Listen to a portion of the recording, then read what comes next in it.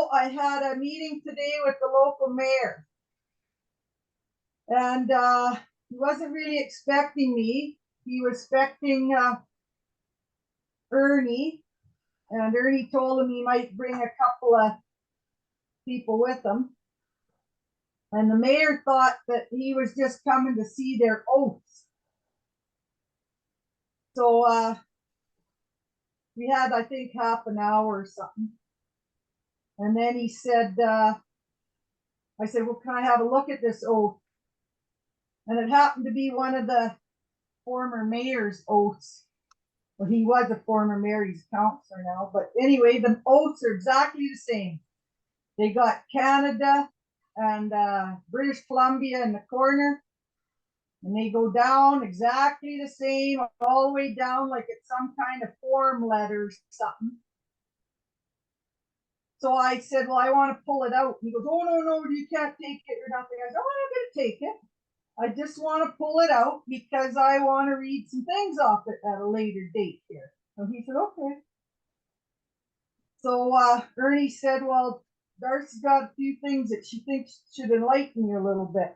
And he goes, oh, okay. And I introduced myself, and I got him to remember who I was because he helped me out with some pension stuff when they were being not so nice to the old grandma here.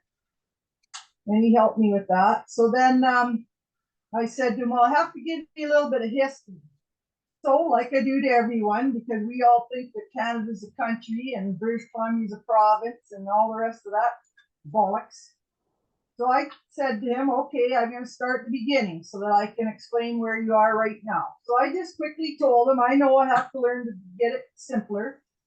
So I told him that we were free men always, but at least after 1901.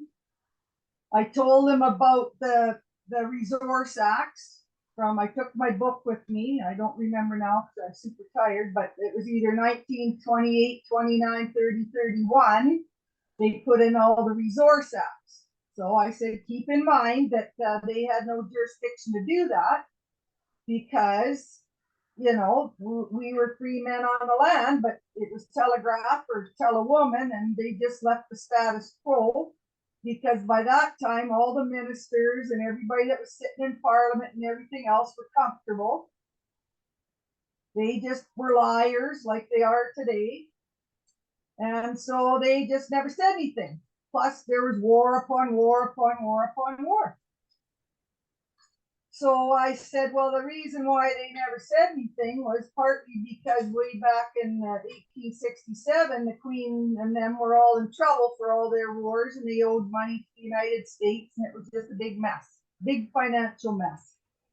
So they needed the Corporation of Canada, and they lied to the Nova Scotians and everything right at the very beginning, and they're lying still. So then we went on, and then I said, okay, so then by 1982, Trudeau Sr. tried to put in the Constitution Act. And I said, and then the Queen, he goes, oh, I remember that. The Queen came. I said, yeah, she made herself Queen, and it was all just a bunch of theater. It was all a big lie, because remember, I told you that at 1901, it was done. The corporation documents were done. She took out heirs and successors. Just like a power of attorney, I told him. I'm trying to keep it simple. So then he said, well, you know, we're a country now. And I said, no, we aren't, because it was never, ever agreed to by Quebec. They tried the Meech Lake Accord, and I had the book out, and I had the date, and I had the Charlottetown Accord, and I said that never went through either because Quebec never signed. Because Quebec knew all along that they were already free on the land. So all Quebec's been doing is extortion. They've just been doing blackmailing.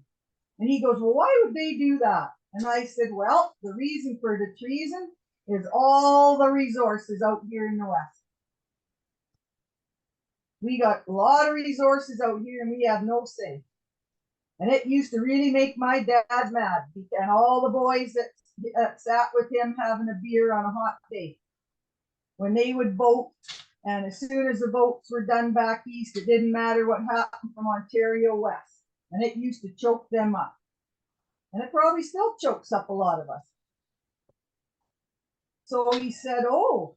And so I said, so you're in a lot of hot water. And I wrote, did you get my package I sent on the 20th? And he goes, was it in a pink or red thing? I said, yep. You know, I haven't had time. I said, well, you better take time. Because that explains it to you. It has documents and proof in there of everything. There's 10 points contract law. I said I went through that and I made it real simple. And there's a 10 points or 12 points of the presumptions of court. And then he said, oh, and he said, well, I'll have to have a look at that. And then he got a phone call. Somebody phoned and his butt must have rumbled or something, because he said, just a minute. And he gets his phone out and he said, I'm in an important thing right now. He said, I'll have to, get back to you, and I'm going to be a bit late. I was late getting started here. I'll get back to you in 15 minutes or whatever. So he went off the phone and he said, continue. So I did. And I said to him, your butt can only be on one seat. And he goes, well, what do you mean? And I said, well, are you the mayor? And he goes, yeah, I'm the mayor. I swore an oath. You've seen it. I said, that didn't say mayor. Those don't say mayor. I said the municipal act and the community charter don't say anything about a mayor. I haven't read them all because I can't download everything, but I believe other people that told me that. It doesn't say mayor on your thing, does it? So he went and looked, and no, it didn't. They have glass things on their desks in there. And it didn't. So then he comes back and he said, oh. And I said, okay, here's the 3 seats. You can be a GO, government office public mayor, and that's about as legal as we can get in this system to be lawful and de jure. And that gives you the jurisdiction, proper lawful jurisdiction over the schools and over the police and the hospital and all these things, the courts and everything. And I could see he was thinking. So then I said, or you could be an NGO, a non-government office, which means that you don't have lawful jurisdiction to taxation or anything else anymore. Now you're in fraud. So when you asked for taxation, you guys just voted for 6%, but I did read it. You said 3, but it don't matter. 3, 6, whatever you decide to do, it's illegal. It's unlawful because you're no different than McDonald's. And he goes, well, we're the city of Willams Lake. And I said, you're a corporation, aren't you? And a corporation has no jurisdiction to taxation or anything else. And the Clearfield Doctrine's a court case from 1942 between the Clearfield Trust Company and the United States Corporation. And the Supreme Court judges said to the United States Corporation that you lost your sovereignty because you're a corporation. You can call yourself a government if you want, but you cannot have the sovereignty to the people, to taxation, or anything else without a contract, because you're operating in commerce. And you're in commerce because you're using fake money that you sold out way back when to the international bankers in the City of London. And there's only three corporations at the top where the Crown Corporation is, and that's the Vatican, the City of London, and the District of Columbia. And Canada is just a corporation of the United States that goes all the way up to those 3. And he goes, well, who are they? I said, they're the Egyptians. And he sat back in his chair, and I said, well, they all 3 have obelisks. And he wrote that down. What was the other one he said? And I said, well, the other one was the District of Columbia. And if you look at all those places, they all have an obelisk. Egypt never went anywhere. We're still the slaves, and they're still the pharaohs. Well, that's not what I'm talking to you about. I'm telling you that you're in a lot of hot water. You're up to your ass in shit. And I said, I'm sorry, but I'm choked, and I'm trying to help you guys, and nobody seems to have time to even open up an envelope and have a look. And I'm trying to help you, and I'm trying to help my community. And I'm telling you right now that if you were in your public position and you were the mayor, you're more powerful than anybody. You have more power than the prime minister or anybody else, because you have control over the schools and the hospitals and everything else, and you could be solving all these problems. And then he said, well, he said, I went helped. I had people come to me from the school, and the school district said, you know, that I had nothing to say and I couldn't talk about this and that. And I went to the hospitals about people, just like Lauren Dirksen did. And they told me I got no say in it. And I said, that's great, because you don't represent the people. You're just playing pretend.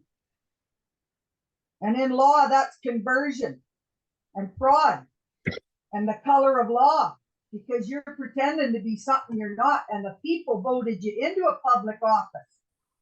And you're walking around pretending like you are, and you're not, because, and then I brought the paper out again, because it says Canada and British Columbia here. But that's not the only seat your butt could be on, because your butt isn't on a GO or an NGO seat. You are sitting on foreign occupation. You are supporting the enemy. And then he kind of was like, well, and then he said a few things, and I said, well, a non-government office is answering to the corporations, British Columbia and Canada. It's right there. But a PPP, a public-private partnership, is a whole different kettle of fish. I told him, you're getting all the public monies from the public. You're getting private directives through the NGO from the province and Canada and all that. And then you're getting international orders. And that came down in 1992 in the Rio Summit, when Brian Mulroney signed the Corporation of Canada, not the people, never asked the people. People didn't know. Everybody was just going along working like good little slaves. So Mulroney signed us into Agenda 21 and the UN Sustainable Development Goals. And that's what's on your building right now. And that's what's hanging here in your hall, is the rainbow flag and the 17 things. And that is a foreign occupation. That is the United Nations Corporation and their government agency that wants to control the world. And they're foreigners. They don't belong to Willams Lake or anybody else. So you are a traitor. You are helping a foreign enemy. Because I already told you that the people already own the soil, are free on the soil. So you're allowing foreign occupation, and you're putting in foreign agendas, and you're in a lot of hot water. A lot of hot water. And you are responsible for everything that your pen signs. And not just you. Not just you, because there's no statute of limitation on fraud.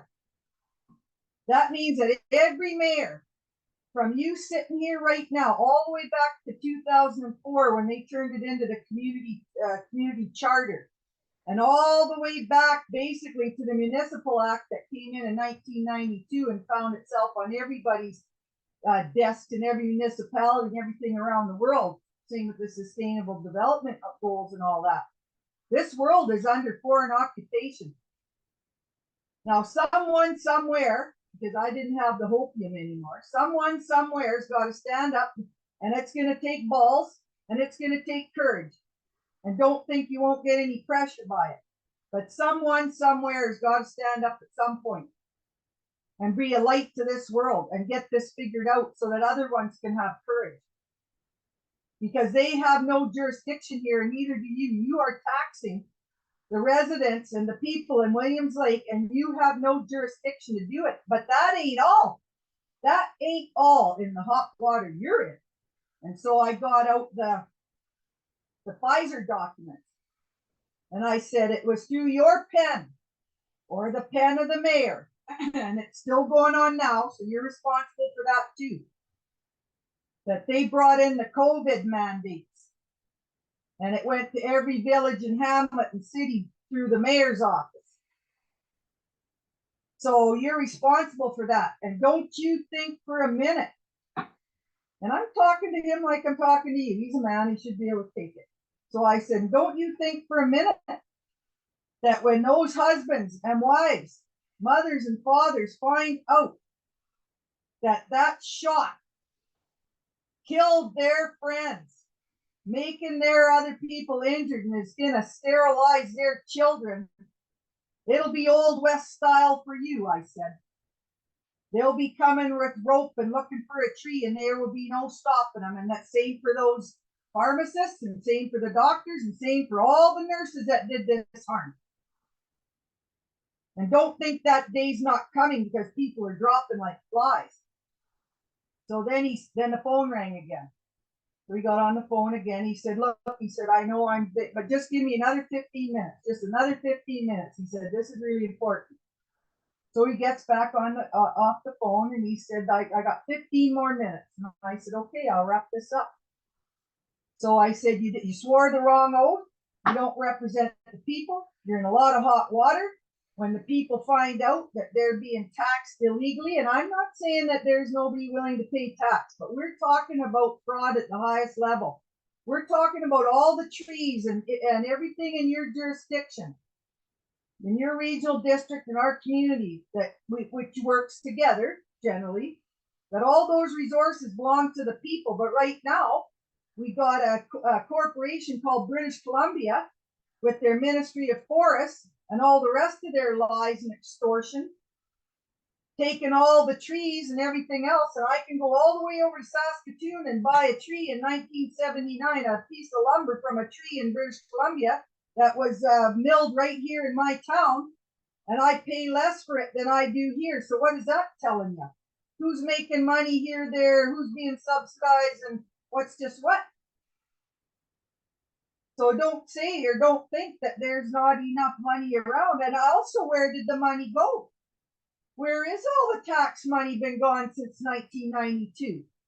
There's no statute of limitation on fraud. We know that since 1992, when that municipal primer came in, that every single mayor's office, he goes, well, are you telling me, and he was actually calmer than me, he said, are you telling me that every single municipality and every single mayor and council and all in British Columbia is all under fraud?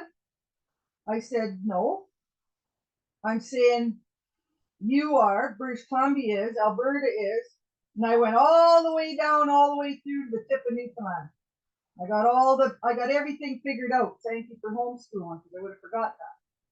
But it's not just Canada, Corporation of Canada. It's a corporation of the United States. It's all the corporations all around the world, where every single mayor and all that, they're all compromised, because they all did the safe and effective and put needles into people's arms against their will through coercion, malice, force, and all these things. And it's going to come right back on you. And then I got their document out and I read it. And I read the first few lines, and then I got down to the part where it said, I will be responsible for the actions that I'm taking while in office. I said, you just signed that oath to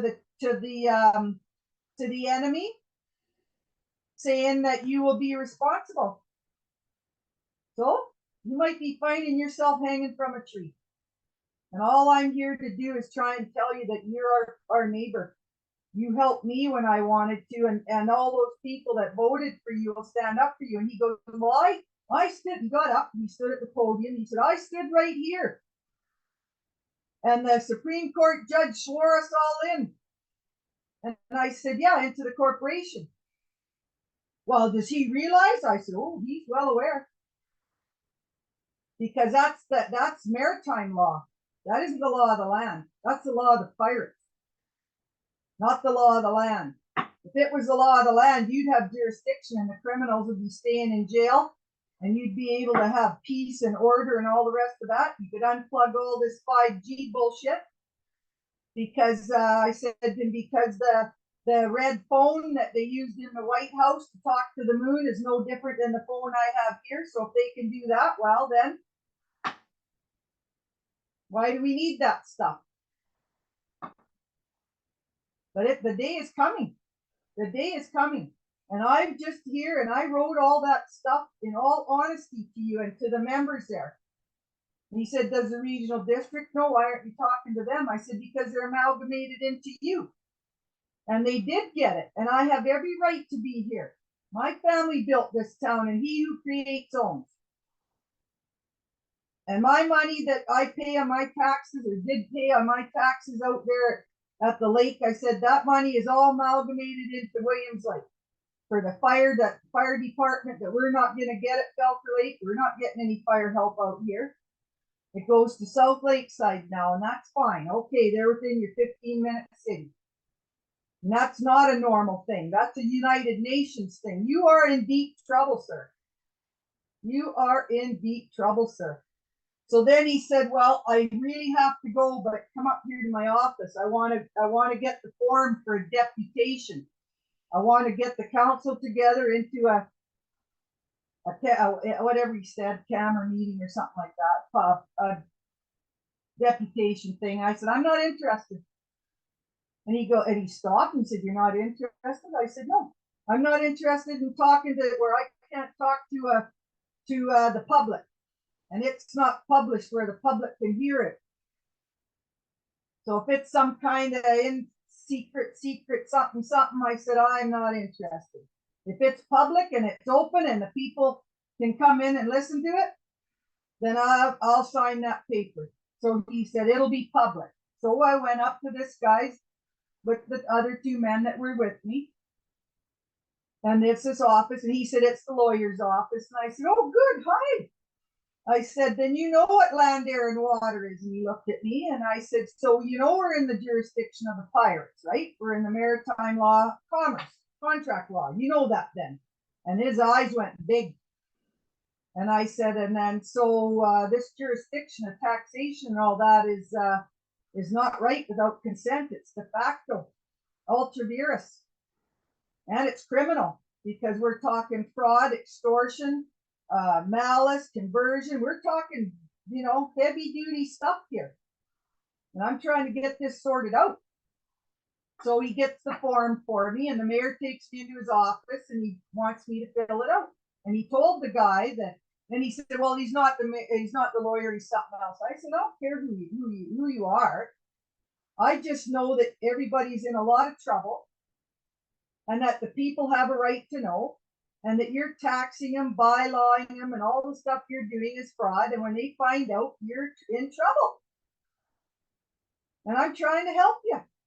So anyway, so he takes me into his office and he gives me the form and I'm filling it out, and it said the group. What's your group?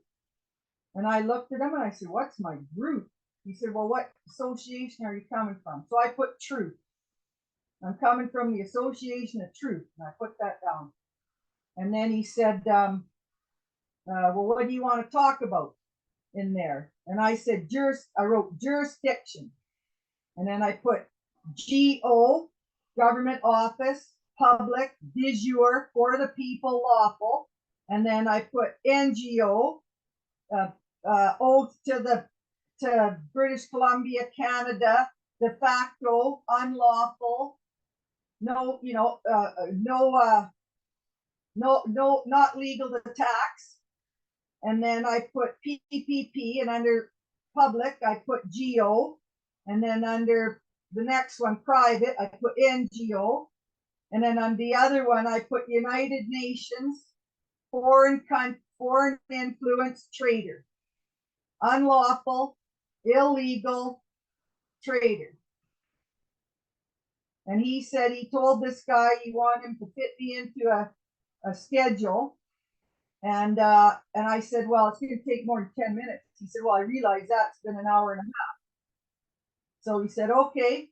He says, okay, then he told the guy, he said, we're gonna, you make sure you fit Darcy in so she can have as much time as she needs. And he looked at him and he said, yes. And then the guy said, well, I don't know if some of them will stay, it's how the timing is of our meetings and stuff. And he said, and I said, well, those that don't stay or don't come, well, we know where they sit then, don't we? And I said to him, you need to figure this out. You need to read that stuff I gave you, and you need to step up into a lawful position or step out of the way. because you are sitting in a really bad spot right now. So he said, look, he said, I wish we'd have had more time, but we're going to talk again and we'll get this figured out and all of that. And then he left. He had another appointment to go to. And the two men that were there, Ernie and another guy, he said, how can you do that? And I said, do what? And he said, how can you be interrupted in full stream there with a phone call? And then he said, carry on, and you just carry right on. And I said, because these aren't my words. These are the truth.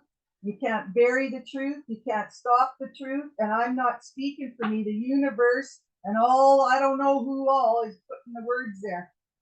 And they're giving me a memory, and my brain is still working, and my tumor is not taking any control over me, and I can speak the truth. And I do care. And so they were just flabbergasted. And I said, well, it isn't me. When I go into anything, I always say, please give me the words and the wisdom to speak the truth and say it properly so that I might make others understand. And that's what I say to myself before I go and talk to anybody. So what happens, I don't know. I don't have opium. I don't. But if they do, because I think when I said to him, when he talked to that judge, Supreme Court judge, and I said, did you ask him what jurisdiction you were in before you said your oath? And Ernie and the boys were watching him. I was sitting a little bit different, and they said he got it. It was like a light bulb moment went on, and he realized then, right? Because I am deliberate in my speech, and I am trying to listen to you, Dallas, and everybody, and I am trying to make it more simple and all that. But I'm a Scot-Irish, and we like to tell our stories, so you just have to forgive me for that. So we'll see what happens. We'll see what happens. And it's open to the public, and it's going to be filmed. It'll be open to the public, and that room will be full. Because there was 60 people at my meetings altogether. So I know that once we talk to everybody, I know my daughter and I'll get people there.